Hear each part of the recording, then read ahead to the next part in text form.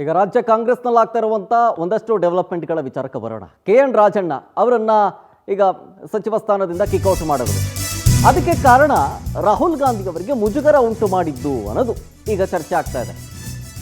ವಿಧಾನಮಂಡಲ ಅಧಿವೇಶನದ ಹೊತ್ತಲ್ಲೇ ಸಚಿವರೊಬ್ಬರ ವಜಾ ಆಗಿರೋದು ನಿಜಕ್ಕೂ ಸರ್ಕಾರಕ್ಕೆ ಮುಜುಗರದ ಸಂಗತಿಯಾಗಿರ್ಬೋದು, ಆದರೆ ಪಕ್ಷಕ್ಕೆ ಇದು ಕಟ್ಟುನಿಟ್ಟಿನ ಕ್ರಮ ಅಂತಾರೆ. ಇದು ರಾಜ್ಯ ರಾಜಕಾರಣದಲ್ಲಿ ನಡೆದಂತಹ ಅಪರೂಪದ ವಿದ್ಯಮಾನ. ಇದು ಅಧಿವೇಶನದ ಸಂದರ್ಭದಲ್ಲಿ ಒಬ್ಬರು ಸಚಿವರನ್ನೇ ವಜಾ ಮಾಡಿದ್ದು ಅಂತಂದ್ರೆ ವೆರಿ ಫಸ್ಟ್ ಟೈಮ್ ಇದು ಇತಿಹಾಸದಲ್ಲಿ. ಮತಗಳ್ಳತನ ಆರೋಪದಲ್ಲಿ ನಮ್ಮದೂ ಲೋಪ ಇದೆ ಅಂತ ರಾಜಣ್ಣ ಅವರು ಹೇಳ್ತಾರೆ. ಆ ಹೇಳಿಕೆ ರಾಹುಲ್ ಗಾಂಧಿ ಅವರು ಕೆಂಡಾಮಂಡಲಾಗ್ತಾರೆ. ಆ ಹೇಳಿಕೆಗೆ ತಕ್ಷಣವೇ ವಜಾ ಮಾಡಿಬಿಡಿ ಅವ್ರನ್ನ ಅಂಥೇಳಿ ರಾಹುಲ್ ಗಾಂಧಿ ಅವರು ಸೂಚನೆ ಕೊಟ್ಟರಂತೆ. ರಾಜಣ್ಣ ರಾಜೀನಾಮೆ ಕೊಡ್ತೀನಿ ಅಂತಂದ್ರೂ ಕೂಡ ಹೈಕಮಾಂಡ್ ಒಪ್ಪಲಿಲ್ಲ. ರಾಜೀನಾಮೆಯನ್ನು ತಿರಸ್ಕರಿಸಿ ಕಾಂಗ್ರೆಸ್ ವರಿಷ್ಠರು ವಜಾ ಮಾಡಿರೋದು. ರಾಜೀನಾಮೆ ಕೊಟ್ಟರೆ ಒಂದು ರೀತಿಯಾಗಿ ಮೆಸೇಜ್ ಪಾಸ್ ಆಗುತ್ತೆ ನೋಡಿ ರಾಜಕೀಯ ವಲಯದಲ್ಲಿ, ವಜಾ ಮಾಡಿದ್ರೆ ಮತ್ತೊಂದು ರೀತಿಯಾಗಿ ಚರ್ಚೆ ಆಗುತ್ತೆ, ಜೊತೆಗೆ ಸುದ್ದಿ ಆಗುತ್ತೆ. ಸೊ ಆದರೆ ಇಲ್ಲಿ ಕಾಂಗ್ರೆಸ್ ವರಿಷ್ಠರು KN ರಾಜಣ್ಣ ಅವರು ರಾಜೀನಾಮೆ ಕೊಡೋದಕ್ಕೆ ಬಂದಾಗ ಅದನ್ನು ರಿಜೆಕ್ಟ್ ಮಾಡಿ ರಾಜೀನಾಮೆ ಸ್ವೀಕಾರ ಮಾಡಲ್ಲ ಅಂತ ಹೇಳಿಬಿಟ್ಟು ಕಾಂಗ್ರೆಸ್ ವರಿಷ್ಠರು ವಜಾ ಮಾಡಿಬಿಟ್ಟಿದ್ದಾರೆ ಅವ್ರನ್ನ. ಅಪರೂಪದಲ್ಲೇ ಅಪರೂಪದಂಥ ಘಟನೆ ವಿಧಾನಮಂಡಲ ಅಧಿವೇಶನ ನಡೆಯೋ ಸಂದರ್ಭದಲ್ಲಿ.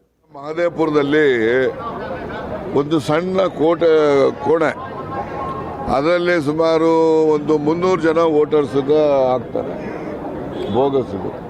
ಬಟ್ ಇದರಲ್ಲಿ ನಮ್ಮದು ಲೋಪ ಇದೆ, ಇಲ್ಲ ಅಂತ ನಾನು ಹೇಳೋದಿಲ್ಲ. ಪಾರ್ಲಿಮೆಂಟ್ ಎಲೆಕ್ಷನ್ನಲ್ಲಿ ನಮ್ಮದೇ ಸರ್ಕಾರ ಇದ್ದಿದ್ದು. ಆ ಸಂಬಂಧದಲ್ಲಿ ಅಧಿಕಾರಿಗಳು ಯಾರು ಲೋಪ ಮಾಡಿದ್ದಾರೆ ಅದನ್ನು ನಾವು ಅವ್ರ ಮೇಲೆ ಕ್ರಮ ತಗೋಬೇಕಾಗಿತ್ತು. ಅದನ್ನು ಇವಾಗ ನಾವು ಹೇಳೋದನ್ನು ನಾವು ಮುಂಚೆ ಹೇಳಿದರೆ ಇನ್ನೂ ಭಾಳ ಅನುಕೂಲ ಇರ್ತಾ ಇತ್ತು. ನಮ್ಮಲ್ಲೂ ಲೋಪ ಆಗಿದೆ. ಆದರೆ ಇದನ್ನು ಇಡೀ ದೇಶದಲ್ಲಿ ಈ ರೀತಿಯ ಒಂದು ಮೋಸದ ಕೃತ್ಯದ ವತಿಯಿಂದ ಮತದಾರರುಗಳನ್ನು ಸೇರ್ಪಡೆ ಮಾಡಿಸೋದು, ಅವ್ರಿಗೆ ಬರೋವಂಥ ಮತಗಳನ್ನು ಮತ್ತು ಅವರ ವಿರೋಧಿ ಮತಗಳನ್ನು ತೆಗೆದುಹಾಕ್ತಕ್ಕಂಥ ಇದೆಯಲ್ಲ, ಇದು ಪ್ರಜಾಪ್ರಭುತ್ವಕ್ಕೆ ಮಾರಕವಾದಂತಹ ಕೃತ್ಯ ಅಂತೇಳಿ ನಾವೆಲ್ಲ ಖಂಡನೆ ಮಾಡಬೇಕು. ಇದಕ್ಕೆ ಜನರನ್ನು ಜಾಗೃತಿಗೊಳಿಸ್ತಕ್ಕಂಥದ್ದಕ್ಕೂ ಕೂಡ ಮುಂದಿನ ಯಾವುದೇ ಚುನಾವಣೆಗಳಲ್ಲಿ ನಿಮ್ಮ ಮತದಾರರ ಪಟ್ಟಿನಲ್ಲಿ ನಿಮ್ಮ ಹೆಸರು ಇದೆಯಾ ಇಲ್ವಾ, ಇಲ್ಲದೇ ಇದೆ ಯಾವ ಕಾರಣಕ್ಕೆ ಅದನ್ನು ತೆಗೆದುಹಾಕಿದ್ದಾರೆ, ಮತ್ತು ಯಾವುದಾದ್ರು ಹೊಸದಾಗಿ ನಮ್ಮ ಮನೆ ಪಕ್ಕದಲ್ಲೇ ಸೇರ್ಕೊಂಡ್ಬಿಟ್ಟಿದ್ರೆ ನಾವು ಅದನ್ನು ಕೂಡ ಸರಿಯಾಗಿ ನಾವು ಸಂಬಂಧಪಟ್ಟಂಥ ಅಧಿಕಾರಿಗಳಿಗೆ ತಿಳಿಸಿ ಕೊಡ್ತಾರೆ. ಇದ್ರ ಬಗ್ಗೆ ನಮ್ಮ ಪ್ರತಿನಿಧಿ ರೂಪೇಶ್ ಬೈಂದೂರು ಲೈವ್ನಲ್ಲಿ. ರೂಪೇಶ್, KN ರಾಜಣ್ಣ ಅವರ ಸ್ಟೇಟ್ಮೆಂಟ್ ಗಮನಿಸ್ತಾ ಇದ್ದೆ. ಒಂದು ಅನುಮಾನ ಏನಂತಂದ್ರೆ ನಮ್ಮದೂ ಒಂದು ಲೋಪ ಇದೆ ಅಂತ ಅವರು ಹೇಳಿದ್ದು, ನಾವು ಕ್ರಮ ತಗೊಳ್ಬೇಕಾಗಿತ್ತು, ನಾವು ಅಧಿಕಾರದಲ್ಲಿದ್ದಂಥ ಸಂದರ್ಭದಲ್ಲಿ ತಗೊಳ್ಳಿಲ್ಲ ಅನ್ನುವಂಥ ಲೋಪದ ಬಗ್ಗೆ ಮಾತನಾಡಿದ್ರು ಅವರು. ಆ ಒಂದು ವರ್ಡು ನಿಮಗೆ ಈ ರಾಜೀನಾಮೆ ಅಥವಾ ಈ ವಜಾಗೊಳಿಸೋದಕ್ಕೆ ಕಾರಣ ಆಯ್ತಾ, ಅಥವಾ ಅದರ ಹಿಂದೆ ಬೇರೆ ಏನಾದರೂ ಅಜೆಂಡಾ ಇತ್ತಾ ಅನ್ನುವಂಥ ಒಂದು ಅನುಮಾನ.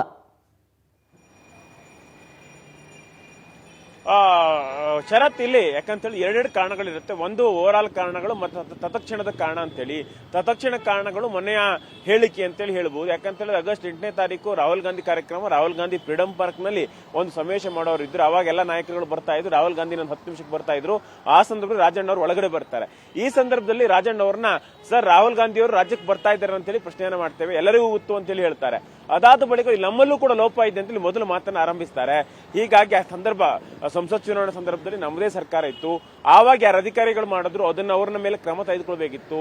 ಈಗ ಆವಾಗ ಮಾಡಿದ್ರೆ ನಮ್ಗೆ ಹೆಚ್ಚು ಅನುಕೂಲ ಆಗ್ತಾ ಇತ್ತು, ಈಗ ಮಾಡೋದಲ್ಲ ಅಂತೇಳಿ ಹೇಳಿದ್ರು. ಇದೆಲ್ಲವೂ ಕೂಡ ಹೈಕಮಾಂಡ್ ವಿರುದ್ಧ ಮಾತಾಡ್ದಾಗ ಕಾಣ್ತಾ ಇತ್ತು. ಯಾಕಂದ್ರೆ ಹೈಕಮಾಂಡ್ ಈ ಮತಗಳತ್ತ ಆರೋಪನ ದೊಡ್ಡ ಮಟ್ಟಕ್ಕೆ ತಗೊಂಡು ಹೋಗಬೇಕು ಅಂತೇಳಿ ಅನ್ಕೊಳ್ತಾ ಇದೆ. ಅದೇ ರೀತಿಯಾಗಿ ಮೋದಿ ವಿರುದ್ಧ ಹೋರಾಟ ಮಾಡ್ಲಿಕ್ಕೆ ಅತಿ ದೊಡ್ಡ ಅಸ್ತ್ರ, ಯಾಕಂದ್ರೆ ಇಷ್ಟುವರೆಗೆ ರಫೇಲ್ ಹಗರಣ ಬಿಟ್ರೆ ಮತ್ತೊಂದು ಅತಿ ದೊಡ್ಡ ಅಸ್ತ್ರ ಅಂತ ಹೇಳಿದ್ರೆ ಈ ಒಂದು ಹಗರಣ. ಅದೇ ರೀತಿಯಾಗಿ ಇಲ್ಲಿ ಇಂಡಿಯಾ ಒಕ್ಕೂಟ ಕೂಡ ಇಲ್ಲಿ ಒತ್ತಾಯವನ್ನು ಹಾಕ್ತಾ ಇತ್ತು. ಇಂಡಿಯಾ ಒಕ್ಕೂಟ ಕೂಡ ಇದಕ್ಕೆ ಸಂಬಂಧಪಟ್ಟ ಬೆಂಬಲ ಕೂಡ ಸೂಚಿಸ್ತಾ ಇತ್ತು. ಹೀಗಾಗಿ ಕಾಂಗ್ರೆಸ್ ಸಚಿವರೊಬ್ಬರುಗಳು ನಮ್ದು ತಪ್ಪಿತ್ತು, ನಾವು ಕ್ರಮ ತೆಗೆದುಕೊಳ್ಬೇಕಿತ್ತು ಅಂತ ಹೇಳಿದ್ರೆ ಮತ್ತೆ ಪುನಃ ರಾಹುಲ್ ಗಾಂಧಿ ಅವರು ಏನು ಹೋರಾಟ ಮಾಡ್ತಾ ಇದ್ರಲ್ಲ ಅದು ನಿರರ್ಥಕ, ಹೆಚ್ಚು ಪ್ರಯೋಜನ ಆಗೋದಿಲ್ಲ ಅನ್ನೋ ಅರ್ಥದಲ್ಲಿ ಮಾತಾಡೋದು ಕಾಣ್ತಾ ಇತ್ತು. ಹೀಗಾಗಿ ಇದೇ ತತ್ಕ್ಷಣ ಕಾರಣ ಆಗಿದೆ ಅಂತ ಹೇಳ್ಬಹುದು. ಆದ್ರೆ ಇದೇ ಒಂದೇ ಕಾರಣದಿಂದ ಅವ್ರನ್ನ ರಿಸೈನ್ ಮಾಡಿ ಅಂತ ಸೂಚಿಸಿದ್ರು ಅಂತ ಹೇಳಲಿಕ್ಕೆ ಆಗೋದಿಲ್ಲ. ಯಾಕಂತ ಹಿಂದೆ ಎಲ್ಲವೂ ಕೂಡ ಗಮನಿಸಿಕೊಂಡಿದ್ವಿ. ಕ್ರಾಂತಿ ಆಗತ್ತೆ ಅಂತ ಹೇಳಿದ್ರೆ ಏನ್ ಅರ್ಥ? ಏನೋ ದೊಡ್ಡ ಮೇಜರ್ ಬದಲಾವಣೆ ಆಗುತ್ತೆ ಅಂತೇಳಿ ಅರ್ಥ ಅಲ್ವಾ? ಈಗ ಸಿದ್ದರಾಮಯ್ಯ ಬದಲಾವಣೆ ಮಾಡಿದ್ರೆ ದೊಡ್ಡ ಮಟ್ಟಕ್ಕೆ ಕ್ರಾಂತಿ ಆಗುತ್ತೆ ಅಂತ ಹೇಳಿ ಲೆಕ್ಕಾಚಾರಗಳು. ಇದೆಲ್ಲವೂ ಕೂಡ ಹೈಕಮಾಂಡ್ಗೆ ಬಂಡ ಎದ್ದಂತಾಯ್ತಲ್ಲ, ಹೈಕಮಾಂಡ್ಗೆ ಸಮಸ್ಯೆಗಳನ್ನು ಉಂಟು ಮಾಡಿದಂತಾಯ್ತಲ್ಲ ಅಂತ ಪ್ರಶ್ನೆಗಳು ಸಹಜವಾಗಿ ಮಾಡಿ ಶುರು ಆಗುತ್ತೆ. ಅದಾದ ಬಳಿಕವಾಗಿ DK ಶಿವಕುಮಾರ್ ವಿರುದ್ಧ ಮಾತಾಡಿದ್ರು, ಪಕ್ಷದ ವಿರುದ್ಧ ಮಾತಾಡಿದ್ರು, ಗ್ಯಾರಂಟಿ ಸ್ಕೀಮ್ಗಳ ಬಗ್ಗೆ ಮಾತಾಡಿದ್ರು. ಈ ರೀತಿಯಾಗಿ ವಿಚಾರಗಳು ಮಾತಾಡ್ತಾ ಹೋಗ್ತಾ ಇದ್ದಾಗ ಹೀಗಾಗಿ ರಾಜಣ್ಣ ಅವರು ಒಂದಿಷ್ಟು ರೆಬೆಲ್ ನಾಯಕರು ಅನ್ನೋದನ್ನ ಹೈಕಮಾಂಡ್ ಪರಿಗಣಿಸ ಕಾಣ್ತಾ ಇದೆ. ಹೀಗಾಗಿ ಅವ್ರ ವಿರುದ್ಧವಾಗಿ ಒಂದಿಷ್ಟು ಆರೋಪಗಳು ಕೂಡ ಕೇಳಬಹುದಿತ್ತು. ಎಲ್ಲದ ಸಮಗ್ರ ಮೊತ್ತವೇ ಇವತ್ತಿನ ಈ ಒಂದು ವಜಾಗೊಳಿಸುವಿಕೆ ನಿರ್ಧಾರ ಅಂತೇಳಿ ಹೇಳ್ಬಹುದು. ಶರತ್, ಥ್ಯಾಂಕ್ ಯು ರೂಪೇಶ್ ಡೀಟೇಲ್ಸ್ಗಾಗಿ.